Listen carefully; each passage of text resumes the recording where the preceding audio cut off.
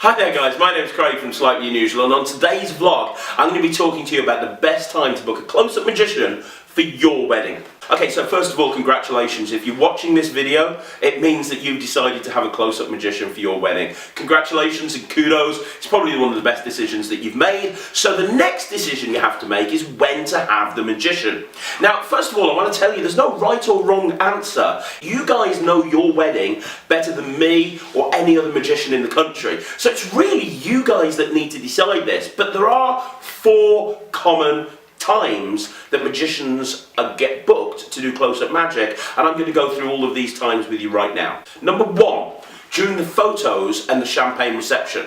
Now this is really popular because the thing with the photos, it's only immediate family that's involved, and everyone else is kind of standing around a little bit bored, to be honest. They're probably hungry because they've starved themselves because they're not going to go eat loads at the wedding, and they're waiting to go into the wedding breakfast. So it's a great time to have a magician mingling around. What a magician will do at this time is they'll do what they call mix and mingle magic. So they'll go from group to group to group, they'll perform to one group, then another group, then another group, and it's a great way to really keep the energy up and keep people excited before they go into the wedding breakfast.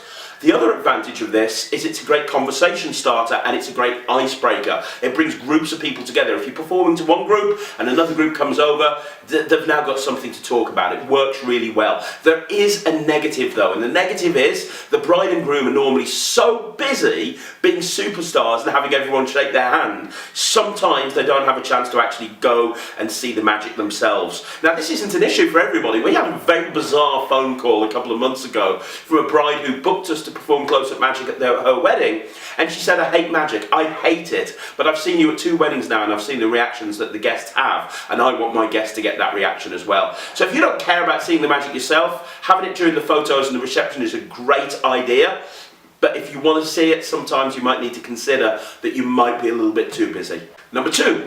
During the wedding breakfast. This is my personal favourite time to do close-up magic. It's during the wedding breakfast, which means you have a magician going from table to table to table, performing to one table, then to another table, then to another table. Now this is really great for a couple of reasons. The first reason is, no matter how hard you work on your table plan, you're not going to have everybody on that table that knows everybody else. So having a magician go from table to table, again, just like before, it's a great conversation starter, it's a great icebreaker, but it really does bring the whole atmosphere in the room up. Everyone's clapping, everyone's cheering, tables going, woo! And you have other tables saying, "Come to me next, no, hang on, let me go to this table, then I'll come over to you." It just works really well. And not many forms of entertainment work during a wedding breakfast. It'd be a bit random if a band suddenly started playing, but because magic is so unobtrusive, it works really well in this environment. And the nice thing is, because the bride and groom are kind of just sat there on the head table, we get a chance to do a special routine for the head table. We will always perform a special trick for the head table, and the only way that you can actually see that trick is if you book us to perform at your wedding, because the only time we do it is whilst we're performing on the head table. So it's a really popular time to have magic. It works really well. No negatives really. It's a great time to have magic during the wedding breakfast and before the speeches start. Number 3, the third option is during the lull and the arrival of the evening guests. And what I mean by the lull is that period of time where everybody's walking around with nothing to do. They've just been kicked out the main room because it's going to get turned around and the DJ and the band need to set up, and so they're kind of walking around the bar area, or they're going back to their rooms, and evening guests are arriving as well. If you're not careful, what can happen is your wedding can turn into a scene out of The Walking Dead, because everybody's really full, they've just eaten an absolute load, there's nothing for them to do or nowhere for them to go, so they just kind of walk around like this.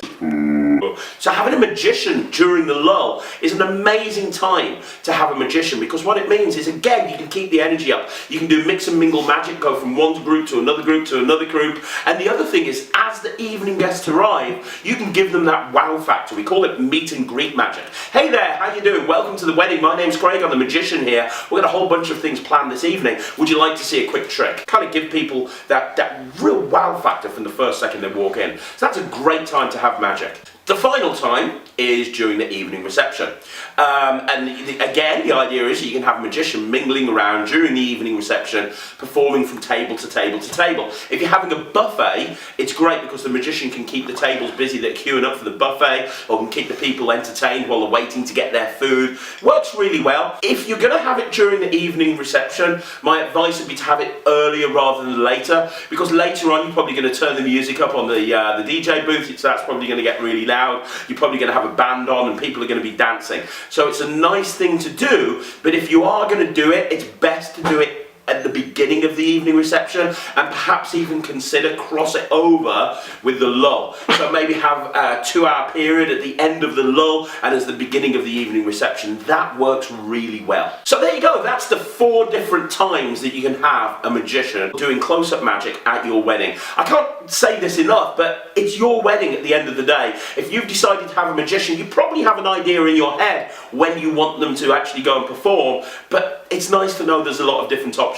Now, if you haven't actually booked Slightly Unusual, or you haven't actually booked a magician yet, we'd love to have a chat with you and talk through the various options. You can call me directly on the office phone, that's 0333 301 3002. You can hit me up on Facebook, just go onto the Slightly Unusual page and message us, or alternatively, you can go on the website, www.slightlyunusual.co.uk, go on the weddings page, fill in the form, I'll get back to you with a no obligation quote, and I can call you up with a consultation if you want me to as well. Whatever you end up doing, congratulations on having a magician at your wedding. I think it's a great idea, and you know, whether you book Slightly Unusual or somebody else, I hope your wedding is absolutely amazing. Do me one last favour and make sure you subscribe to this channel, because we put daily magic videos out. So if you're a magic fan and you want to see some crazy magic videos, hit the big red button below, hit subscribe, because that way you'll be notified when we actually upload a new video. My name is Craig from Slightly Unusual, and I'll see you tomorrow.